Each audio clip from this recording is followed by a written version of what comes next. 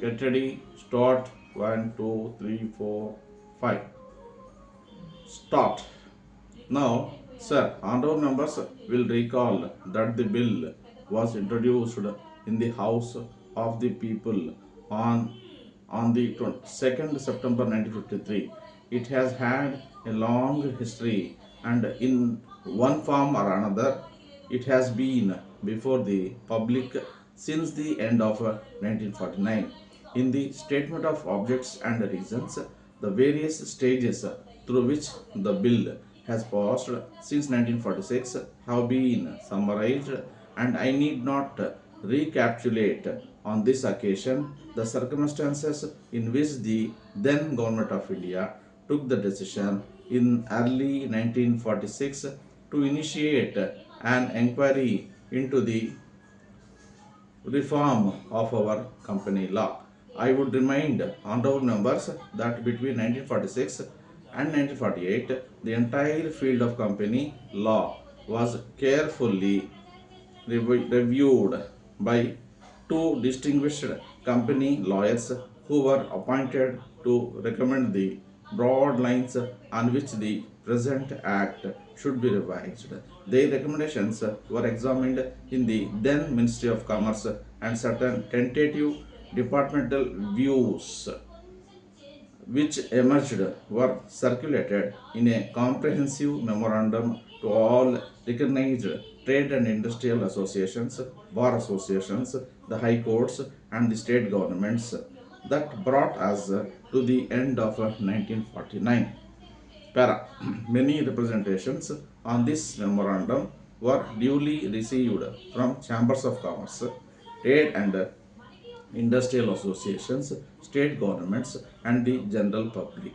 At the end of 1950, the Government of India appointed a committee under the chairmanship of Sri Baba to go into the entire question of the revision of the Companies Act with particular reference to its bearing on the development of trade and industry in this country. Para.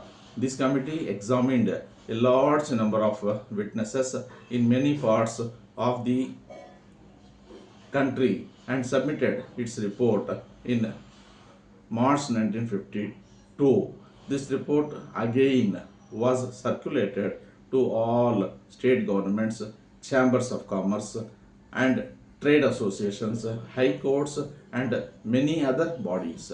At the same time, a special officer was appointed in the Department of Economic Affairs, Ministry of Finance, to examine the report in the light of the views received from the interested public and to submit proposals to government for the revision of the present act.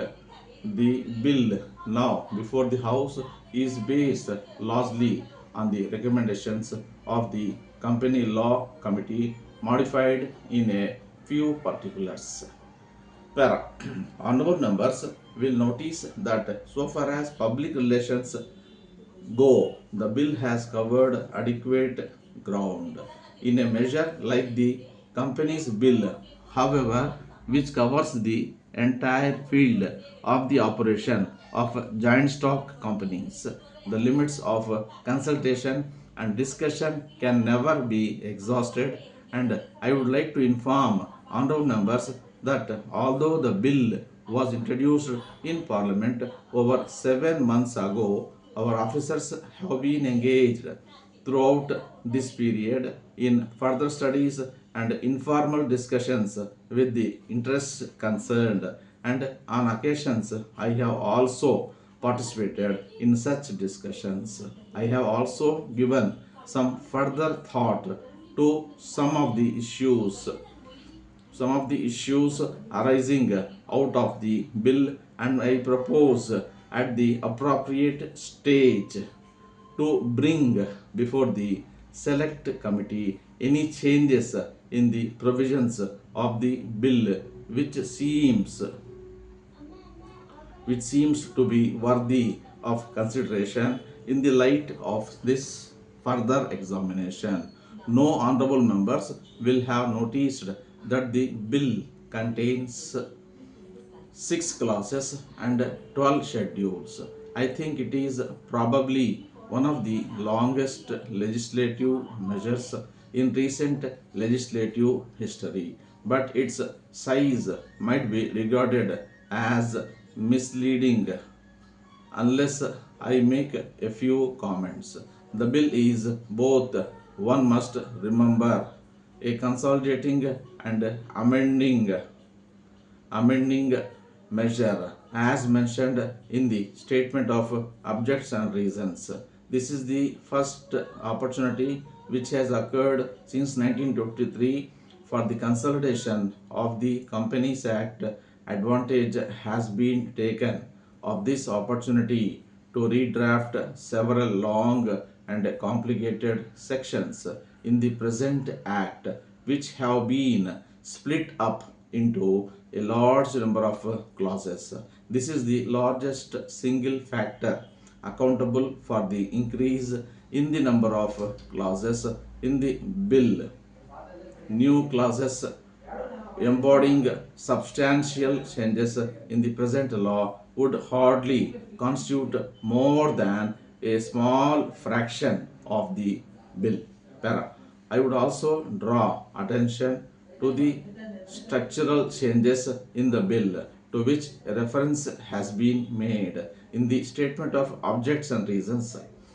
The redraft of the bill and the rearrangement of the existing chapters in the Companies Act in a more logical order have, I think, resulted in a noticeable improvement in the form of the bill, and I hope will facilitate better understanding and appreciation of the scheme.